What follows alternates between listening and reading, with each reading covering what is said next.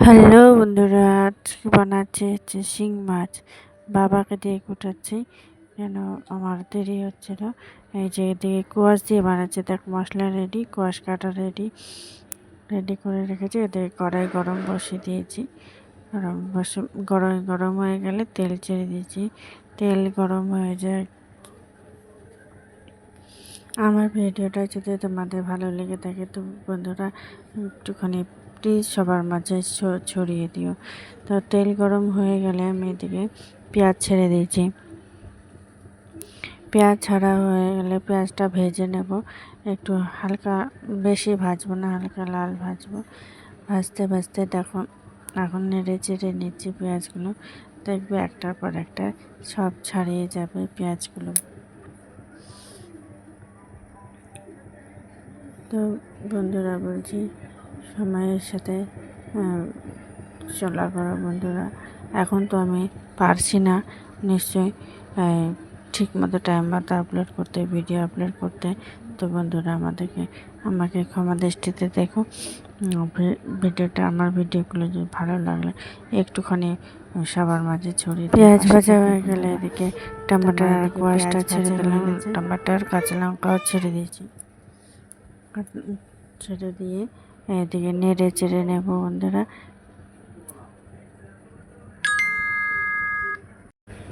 লাড়তে লাড়তে একটু ভাজা ভাজা হয়ে যাবে, নরম হয়ে যাবে। তো ততক্ষণে তারপরে আমি দিয়ে দেবো মশলা। এরকম মশলা, হলুদ গুঁড়ো। আমার তো মশলা কি, হলুদ গুঁড়ো আর জিরে গুঁড়ো এটাই দিয়ে বানাই। কেন ছেলে এখনও ঠিক মতো সুস্থ হয়ে ওঠেনি, সুস্থ হয়েছে ঠিক মতো হয়নি সুস্থ। তো তার জন্য আমাকে মেনটেন করতেই হবে। তো তাই একটু ঝাল ঠাল একটু কমই খাচ্ছি। তাই জন্য বন্ধুরা, ছেলের সাথে সাথে আমিও খাচ্ছি, আমারও হয়ে যাচ্ছে হেলদি খাবার। তো শরীরের পক্ষে গরমের মধ্যে হালকা খাবারই ভালো হয়। এদিকে দিয়ে দেবো আদা পেস্ট দিয়ে দেবো, আদার পেস্ট দিয়ে দেবো। তো আদা পেস্ট দিয়ে দেওয়ার পরে আমি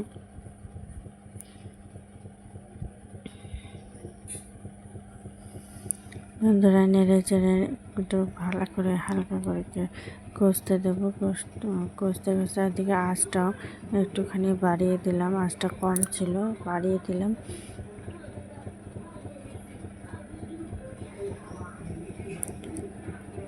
এখন নেড়ে চেড়ে হালকা কষতে দেবো যাতে আদার গন্ধটা ছেড়ে আসে। তো কষানো কষতে দিয়ে ঢাকা দিয়ে দিয়েছি। ঢাকা দিয়ে এখন তোমাকে দেখাচ্ছি, তোমাদের সবাইকে দেখাচ্ছি বন্ধুরা। দেখো আমার রান্নাটা কেমন হয়েছে এখন তোমাদেরকে দেখাই।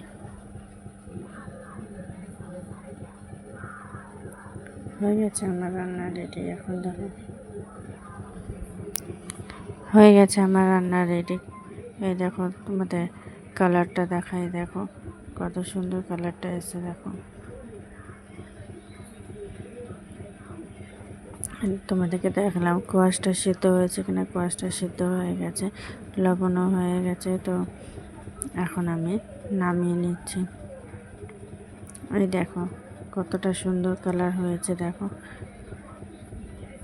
মাছটা ভাজিনি কেন, ভাজা পোড়া তো খেতে পারবে না, তাই জন্য মাছটা ভাজিনি, এমনি রান্না করেছি।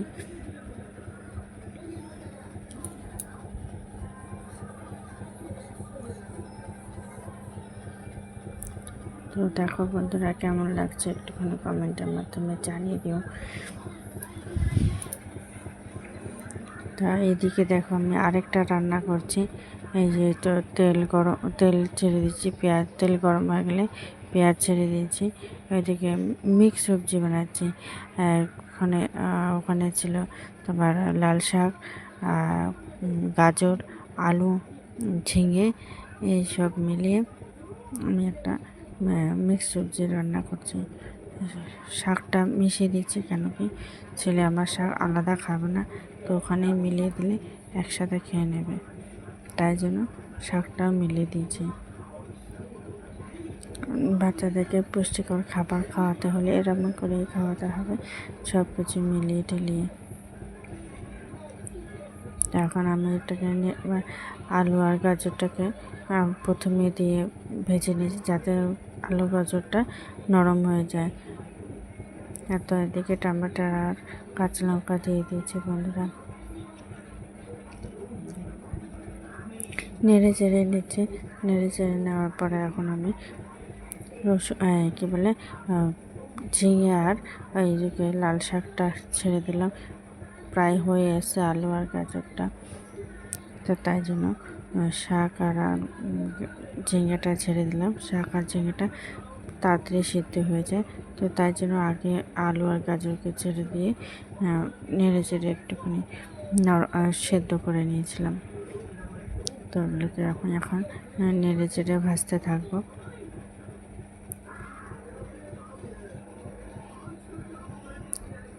তো বন্ধুরা, কে কোথা থেকে আমার ভিডিওগুলো দেখো একটুখানি কমেন্টের মাধ্যমে জানিয়ে দিও। তো এই দেখো আমার তরকারি প্রায় সেদ্ধ হয়ে এসে নাড়তে নাড়তে দেখো আমি একটুখানি জল দিয়ে নেড়ে চেড়ে নামিয়ে দেবো। কিছুটা হয়ে আসছে, দেখো প্রায় হয়ে আসছে দেখো হয়ে গেছে আমার মিক্স সবজি তরকারি। এখন আমি নামিয়ে নেব বন্ধুরা। দেখাই তোমাদেরকে কালারটা কেমন হয়েছে। কালারটা দেখো, দেখে একটু জানিও আমার তরকারিগুলো কেমন হয়েছে। এই দেখো কত সুন্দর কালার এসছে, বোঝাই যায় না যে আমি কাঁচা লঙ্কা দিয়ে তরকারি বানিয়েছি।